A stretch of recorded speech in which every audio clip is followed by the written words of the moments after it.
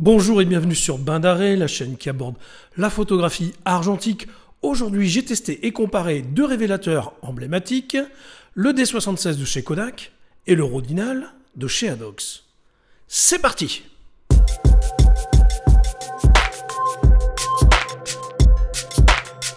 La finalité de cette vidéo, ce n'est pas de savoir si un révélateur est mieux qu'un autre. Non, c'est de comprendre quelles sont leurs différences et leurs caractéristiques. Il faut aussi comprendre que le choix du film est prépondérant lorsque l'on développe ses films soi-même.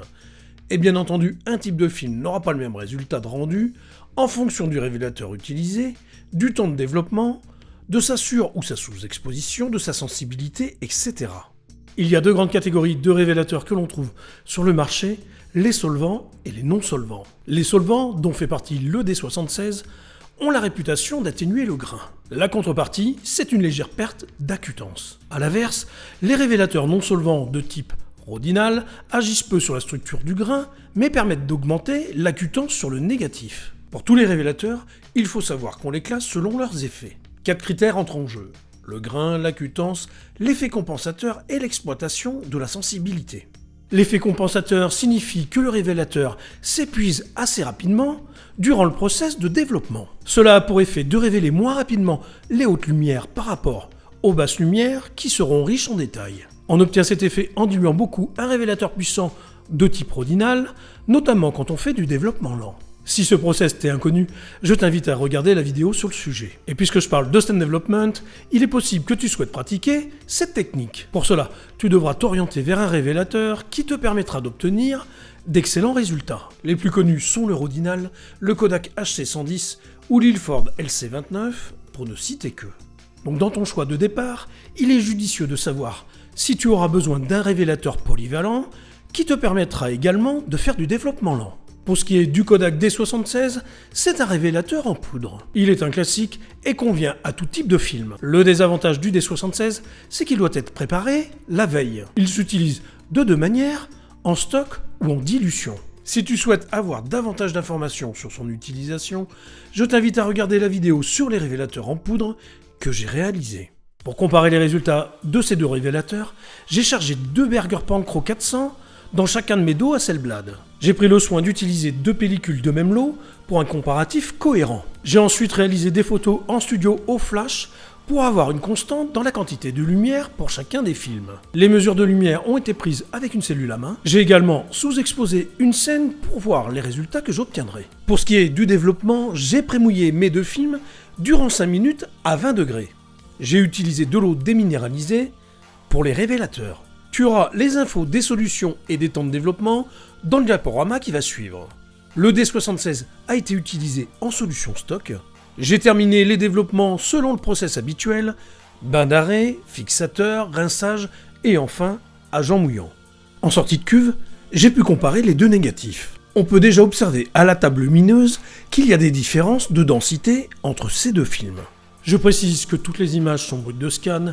Aucune retouche n'a été apportée pour ne pas fausser le comparatif. Je te montre tout ça en images. C'est parti! Sur ces deux premières images, on observera que celle développée avec le Rodinal donne légèrement plus de détails dans les basses lumières, notamment sur le haut de l'image, dans la boîte de thé et sur le bord inférieur. En zoomant sur la théière, on constate un contraste plus équilibré.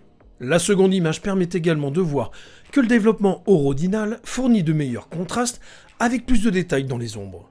On notera également que l'acutance avec le Rodinal est bien plus marquée. On peut le constater au niveau des contours des polices de caractère qui figurent sur la scène.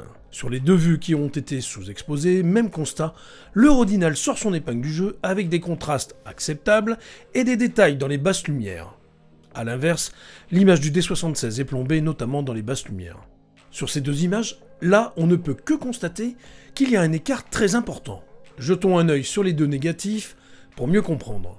Il est clair que le négatif développé dans le Rodinal est bien plus dense. Les détails sur la table de guitare, au niveau des micros, des médiators, de la courroie et du bord inférieur de la table sont à l'avantage du Rodinal. Sur ces images, là aussi, les typos qui figurent sur les étuis ont des contours moins baveux avec le Rodinal. Enfin, les deux dernières images se passent de commentaires puisque l'on est dans le même cas de figure qu'avec les vues de la guitare. Et là aussi, c'est très explicite sur les négatifs.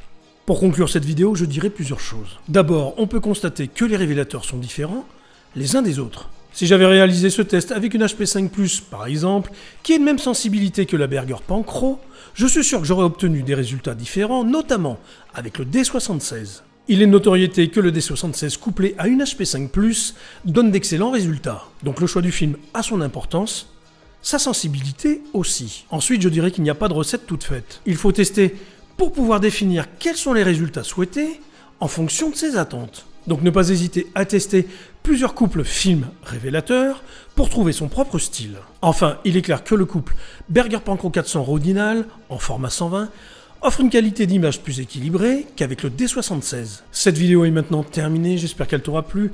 Si c'est le cas, n'hésite pas à la liker et à la partager sur tes réseaux sociaux. N'oublie pas de t'abonner à la chaîne si ce n'est pas fait. Je te dis à bientôt, mais d'ici là, porte-toi bien. Ciao!